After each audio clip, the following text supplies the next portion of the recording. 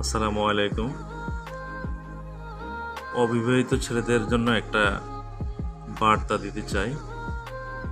আপনারা যারা বিয়ে করবেন বা বিয়ের জন্য প্রস্তুতি নিচ্ছেন আপনারা, আমি একটা কথা বলবো যে জীবনটা আপনার সুন্দর করার দায়িত্ব আপনার। এই কারণে আপনি বিয়ে করার জন্য কয়েকটা মেয়ে সিলেক্ট করবেন, করে মুরব্বিদেরকে নিয়ে যাবেন, যেটা ভালো হয় ওটাকে বিয়ে করবেন সবার মতামত নিয়ে।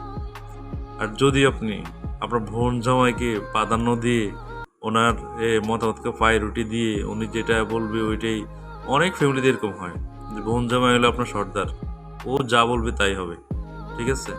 এখন কি হয়, উনি ওনার রেঞ্জের ভিতরে যেটা যাদের সাথে সুসম্পর্ক এরকম একটা মেয়ে আপনাকে দেখাইলো, এখন উনি যদি মনে করে যে হ্যাঁ এখানে বিয়ে করতে হবে, এখন মেয়ে কালো হইলেও করতে হবে, অশিক্ষিত হলেও আপনাকে করতে হবে, বুঝছেন। এই কারণে আপনি বিপদে পড়ার আগেই সচেতন হয়ে যান, বুঝছেন। কারণ উনি ওনার সম্পর্ক ঠিক রাখার জন্য আপনাকে একটা ধরায় দিবে, আপনি মেনে নেবেন, তা কিন্তু হয় না, কথা বলছেন। আপনি যদি না করেন তাহলে কি হবে, আপনার বোনের উপর একটা বিপদ আসবে। সবসময় ধরেন যে আপনাকে একটা হ্যারাসমেন্টের মধ্যে ফেলবে, আপনার বোনকে একটা অশান্তির মধ্যে রাখবে।